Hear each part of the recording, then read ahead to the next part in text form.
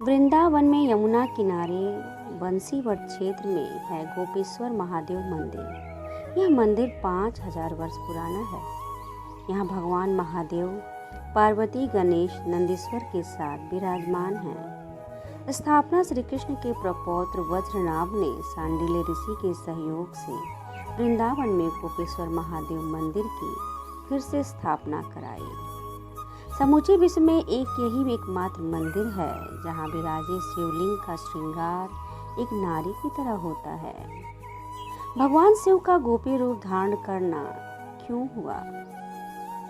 शरद पूर्णिमा की शरद उज्ज्वल चांदनी में बंसीवट यमुना के किनारे श्याम सुंदर की साक्षात बंसी बज उठी। तब कृष्ण राधा और अन्य गोपिकाओं की रासलीला देखने के लिए भगवान महादेव अपनी समाधि भंग कर कैलाश से सीधे वृंदावन चले आए। वहां रास लीला के प्रवेश द्वार पर गोपियों ने भगवान शिव को रोक दिया और कहा कि यहाँ भगवान श्री कृष्ण के अलावा किसी अन्य पुरुष का प्रवेश वर्जित है।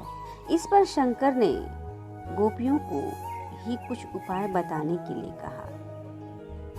ललिता सखी ने कहा, हे भोले बाबा, आप मान सरोवर में स्नान कर गोपी का रूप धारण करके महारास में प्रवेश हुआ जा सकता है। फिर क्या था, भगवान शिव अर्धनारीश्वर से पूरे नारी रूप बन गए। श्री यमुना जी के ने श्रृंगार कर दिया तो बाबा भोलेनाथ गोपी रूप हो गए। प्रसन्न मन से वे गोपी वेश में महारास में प्रवेश करने चले। प्रवेश द्वार पर ललिता जी खड़ी थी।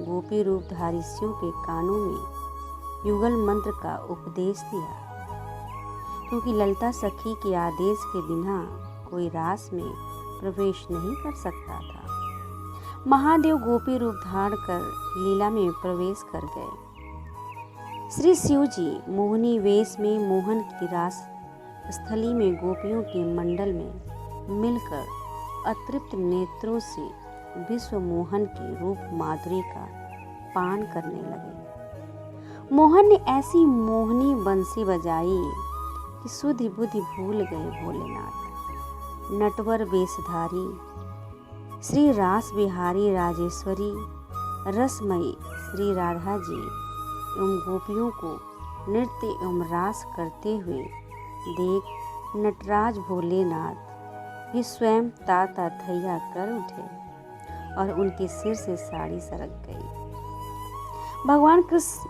पहचान गए भोलेनाथ को। उन्होंने राजेश्वरी श्री राधा व गोपियों को छोड़कर ब्रज वनिताओं और लताओं के बीच में गोपी रूपधारी गौरीनाथ का हाथ पकड़ लिया और मंद मंद मुस्कुराते हुए बड़े ही आदर सत्कार से बोले, आइए, स्वागत है महाराज गोपेश्वर।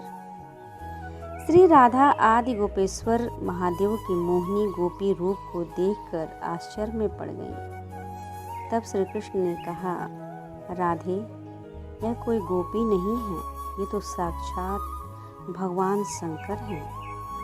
हमारे महाराज के दर्शन के लिए इन्होंने गोपी रूप धारण किया है।